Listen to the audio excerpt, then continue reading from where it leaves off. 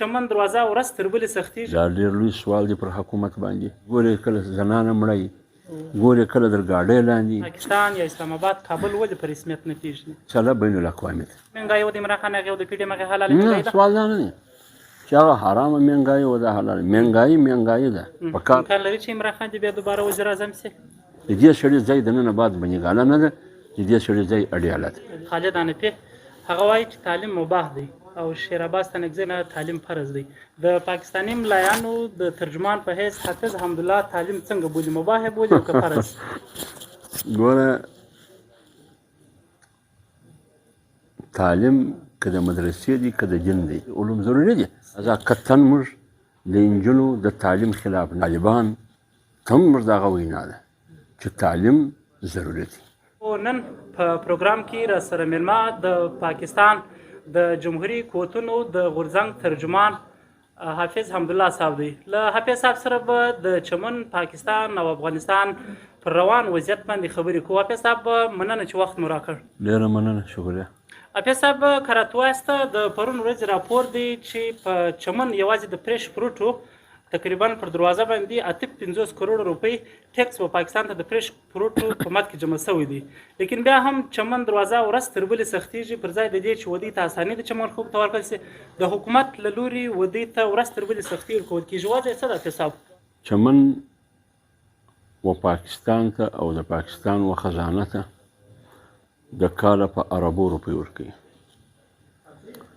پر کومه دروازه چې ودې ته باب دوستي پاک افغان چمن دروازه وایي، دا دروازه همیشه دا بارډر د دې سره د چمن د وګړو او د افغانستان د وګړو د افغانانو روزي نفقه د هغه کاروبار د دې سره پیوند دی. لیکن بدبختي دا ده چې یو طرف ته چمن او د چمن خلک د پاکستان و خزانه ته سالانه د کاله په اربو روپۍ ګټه ورکوي. د بله طرفه د ریاست ذمواري دا وه چې د دې په بدله کې د چمن و خلکو ته انعام ورکړي، د هغه ستاینه وکړي، مګر د ستاینې بجای هغه ته تکلیف ورکړي د چمن و خلکو ته پریشانی جوړي، خاص کر د دې په معاشي سطح باندې، د کاروبار پر سطح باندې او د روزګار د سهار او د ماښام د نفقې د ګټلو پر سطح باندې دومره تکلیف دی چې نن بارډر بند دی. خلک په خپل روزي پورې حیران دي. ولې بند دی؟ څه پیښه ده؟ اسلام آباد په خپله دا وایي چې د اسلام آباد او د کابل په منځ کې ډېرې ښې اړیکې دي، جوړ جاړی دي، ښه مضبوط او مؤثر تعلقات دي او رابطې دي. اسلام آباد نن د طالبانو په شکل کې چې کوم حکومت دی په کابل کې، اسلام آباد دا حکومت د دوست حکومت بولي، خپل حکومت یې بولي. نو چې کله حکومت هم خپل شو د کابل، د دوست حکومت شو او د بهارت اثر او رسوخ هم نشته، د هندوستان کونسلګري هم نشته، نو بیا خو په کار دا وه چې بارډر خلاص وای. بیا خو په کار دا وه چې پر خلکو باندې د روزي او د روزګار د سهار او د ماښام د بچیانو د نفقې لار نه وای بنده. لیکن د بده مرغه دا ډېر لوی سوال دی پر ریاست باندې، دا ډېر لوی سوال دی پر حکومت باندې چې آیا د چمن خلک سالانه وتا ته په اربو روپۍ درکوي د پاکستان په خزانه کې، مګر په بدله کې د انعام بجای هغه ګولې د هغو په قسمت کې لیکلې ده، د هغو په قسمت کې چغې و نارې، د هغو په قسمت کې معاشي قتل. د کم جرم په نتیجه کې کړی څه دي د چمن خلکو؟ چمن خلکو پیسې درکوي. حافظ صاحب که راته ووایاست په پاکستان کې اوس حکومت د پي ډي ایم دی او تاسو د هغوی د ترجمان په حیث باندې کار کوئ، آیا نشي کېدلی چې دغه ستونزه ته او د چمن ایمنې مولانا صلاح الدین ایوبي او د نورو نمایندګانو په مخ کې د وزیر اعظم مخ ته کښېږدي او پر دې باندې غور وشي؟ کوم سوال وکړي چې حکومت ستا دی، حکومت ته موږ دا ویلي دي چې چمن له وزیر اعظم راغلی هم ورته وویل شو، بیا د هغه بعد بیا بار بار موږ ورته ویلي دي، اوس هم ورته وایو چې دا ستونزه باید حل شي. لیکن دا ستونزه میا نواز شریف صاحب، DGI او وزیر دفاع، چیف اف آرمی سټاف، وزیر داخله، دا دې سره کښېني د دې مسلې حل راوباسي. سوال دا دی چې په افغانستان کې خو دوست حکومت دی، بیا ولې لار بنده ده؟ چمن و تا ته بارډر ښار دی، تا ته د کاله په اربو روپۍ درکوي و ریاست پاکستان ته، ته په بدله کې باید و چمن ته و د چمن و خلکو ته څه شي ورکړي؟ کارخانې ورکړي، هغه ته هغه ته ملازمتونه ورکړي، هغه ته د کاروبار ماحول جوړ کړي. لیکن چې کوم کاروبار دی په خپله وږه کوي، په سترې ګریوان، په سترو پیسو او په لوڅ پښو موږ ګولۍ ورکوو، چې ګورې کله 14 کالو هلک مړي، چې ګورې کله زنانه مړی، ګورې کله در ګاډۍ لاندې.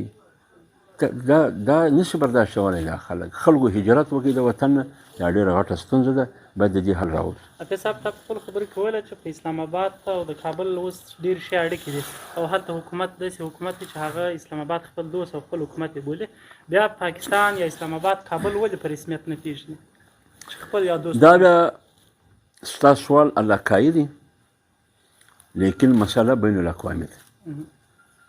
د کابل مسله دا د اسلام آباد پورې تړلې نه ده چې اسلام آباد یې تسلیم کړي، اسلام آباد یې نه کړي تسلیم.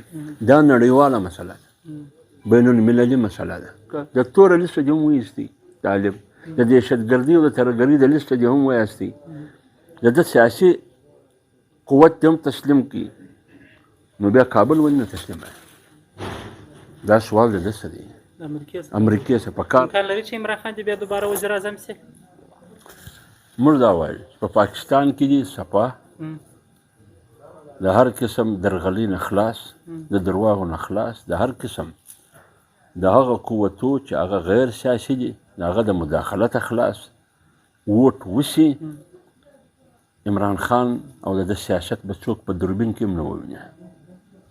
لهذا د ده سیاست د نن بعد په پاکستان کې ختم دی، لکه څنګه چې د ده حکومت ختم شو. ولې دا سړی د پاکستان د معیشت هم دښمن دی، دا د پاکستان د سالمیت هم دښمن دی. ته باغي چې کومه سزا آیین و تا ته درکوي، په کار دا د ریاست او حکومت دواړه پر یوه پیج دا سړي ته سزا ورکړي. د دې سړي ځای د نن بعد بنیګانه نه ده، د دې سړي ځای اډیاله ده. حافظ صاحب که راتوایسته کوم وخت چې په پاکستان کې د عمران خان حکومت و تیل تقریبا تر 150 روپو پورې ول، هغه وخت کې د PDM تر نظارت لاندې له چمنې ونې تر کراچۍ، بیا د پېښور، خیبر پښتونخوا، ټول پنجاب کې ملي مارچونه وله، مظاهرې وې، جلسې ولې. او نن سبا چې د PDM په حکومت کې تیل تر 248 پورې ورسېږي، موږ دا ویلی سو، لیکن PDM یا نور جمعیت ټول خاموش دي په دې وړاندې. موږ دا ویلی سو چې هغه حرامه مهنګایي و د عمران خان هغې او د PDM هغې حلاله مهنګایي ده. سوال دا نه دی چې هغه حرامه مهنګایي و دا حلاله مهنګایي ده. که د عمران خان په زمانه کې مهنګایي وه، که موجوده د PDM په حکومت او د حکمران اتحاد په حکومت کې مهنګایي او ګراني ده، دا لکه څنګه چې مسله د عام سړي ده، پریشانی ده، دا زما هم ده. او د حکومت شامل تمام جماعتونه په دې پریشانه دي چې موږ به دغه ګراني څنګه ختم کړو. سره د دې چې حکومت او دغه سیاسي پارټیان چې په حکومت کې دي، دا کال بعد انتخابات له هم ورځي، انتخابات به کوي، الیکشن به کوي. دا ور معلومه ده چې په الیکشن کې به خلک دغه سوال دین کوي چې تا خو ګراني زیاته کړله، دا په سترګو ویني. د دې معنا دا ده دغه ګرانه سودا نه بیا PDM او دا حکمران اتحاد ولې کوي؟ کله چې د PDM او د حکمران اتحاد حکومت راغلی، د هغه مخته دوه شی و، یو د PDM او په PDM کې شامل جماعتونه او حکمران اتحاد، د هغه سیاست او دا سیاست بچاو، سبا خلکو له ورځي ووټ ځینې اخلي. یو ریاست پاکستان او د ریاست بچاو. که چیرې سیاست بچاوي، ریاست ډوبېږي. که چیرې ریاست بچاوي، د پارټیانو مستقبل او سیاست هغه ډوبېږي. که پارټیانو فیصله وکړه چې زما سیاست هله وده لري، زما سیاست به هله خوندور وي چې پاکستان وي، لهذا زما در سیاست، زما در خپل ذاتي د پارټي در ګټه، زما دپاره د پاکستان ګټه بهتر ده. نو ځکه موجوده د PDM حکمران اتحاد ترجیح ورکړه و ریاست ته چې پاکستان دی، هغه په دې حواله چې د پاکستان معیشت مضبوط کړي. هغه ماده چې عمران خان کړې وه پاکستان وچ کلک په دې مجبور و چې په هغه ماده به عمل کوي. نو هغه ماده چې عمران خان سره کړې وه زه په دې مجبور وم چې زه به دا ماده خپلوم. هغه ماده ما خپله کړه چې عمران خان کړې وه په نتیجه کې ګراني پورته سوله. او زموږ انشاءالله دا یقین دی د PDM دا کوشش دی او دا امید دی چې ګراني به قرار ختم شي او د روپۍ وده او د هغه قیمت به هم زیات شي، د ډالر وده او قیمت به راکم شي. خبره د سوات ته و سوات ته د TTP د پاکستان د طالبانو د راتګ خبرونه شته. آیا په دې باندې د اوسنۍ پاکستاني حکومت راضي دی یا په دې باندې حال ورسره لري؟ ګوره که چیرې TTP تحریک طالبان پاکستان د ریاست په قول او د تیرو حکومتو په قول د هغه سره د جنگ په نتیجه کې په زراو انسانان د پاکستان ښځې، بچان، سپین ږیري، ځوانان دې سرونه د لاسه ورکړو.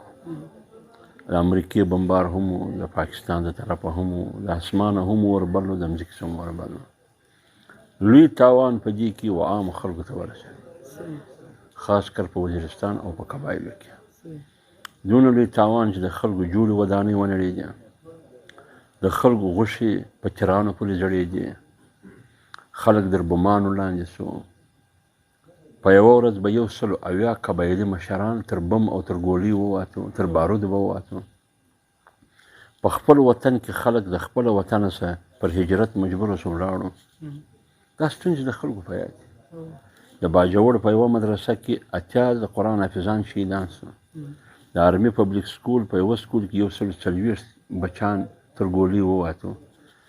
اوس که یو وار بیا TTP او تحریک طالبان پاکستان سر پورته کوي نو سوال دا دی چې TTP خو موږ ته دا ویلي شوي وو چې هغه ختمه شوه، بیا څنګه سر راپورته کوي؟ دا جواب کام غواړي. لیکن ریاست او جمعیت علما اسلام او د حکومت به کوشش دی چې په ملک او په سیمه او په وطن کې امن خوشحالي یا د حکومتو او د ریاست ذمهواري ده چې هر قسم ستونزه د امن په حواله پریشانی دا باید نه. او بل حافظ صاحب څو ورځې مخکې د افغانستان د لوړ زده کړو سرپرست وزیر خالد حنفي هغه وایي چې تعلیم مباح دی او شیر عباس تنګزی په دغه پروګرام کې ولاړ دی وینا تعلیم فرض دی. د افغانستان د اوسنیو د واکمنانو د ملایانو دغه دریځ دی. د پاکستاني ملایانو د ترجمان په حیث حافظ حمدالله تعلیم څنګه بولي؟ مباح بولي او که فرض؟ ګوره تعلیم که د مدرسې دی که د دین دی که د قرآن او د سنت دی او تعلیم که د فن دی چې په عصري ادارو کې دی، قطعا حافظ حمدالله یا جمعیت علما اسلام دا نه وایي چې دا حرام دی. لکه څنګه چې هغه تعلیم چې د مدرسې ترجیح اول هغه ده سړی ایمان زده کړي، دین زده کړي، اسلام زده کړي، پلار وپېژني، مور وپېژني، خدای وپېژني، د خپلې زندګۍ اهداف او مقاصد وپېژني. د دې په څنګ کې فني او عصري تعلیم چې د دنیا امور به څنګه چلی، په دنیا کې به د دنیاوي وسایلو استعمال بیا د هغه په نتیجه کې ترقي ته څنګه کوي، د هغه دپاره فني او عصري علوم ضروري دي. ازا قطعا موږ د انجونو د تعلیم خلاف نه. البته د انجونو تعلیم دپاره ماحول ضروري دی چې پلار او مور یې کور ناست دی، د هغه دا یقین دی چې زما لور په پرامنه ماحول کې تعلیمي ادارې پوهنتون ته ځي، کالج ته ځي، سکول ته ځي، مکتب ته ځي او په پرامنه ماحول کې برته زما در کور در چوکټ او دروازې پورې راځي. هېڅوک هم د تعلیم بنیادي طور مخالف نه دی. لہذا که طالبان ته هم موږ دغه وینا ده چې تعلیم ضروري دی. وزارت تعلیم د بلوچستان دا د جمعیت علما اسلام سره و په برخه کې، وزیر تعلیم زموږ و. زموږ په زمانه کې په بلوچستان کې اول وارو د ښځو دپاره جلا پوهنتون جوړ شو، جلا یونیورسټي جوړه شوه په کوټه کې، بهادر خان وومن یونیورسټي. نو که چیرې جمعیت علما اسلام د ښځو او د نجونو د تعلیم خلاف وای نو بیا د بهادر خان وومن یونیورسټي په نامه باندې دغه یونیورسټي یا پوهنتون دا ولې جوړاوه؟ دا د دې خبرې ثبوت دی چې جمعیت علما اسلام د نجونو د تعلیم خلاف نه ده، بلکې په حق کې ده، پر زور اپیل کوي چې باید نجونې سبق ووایي.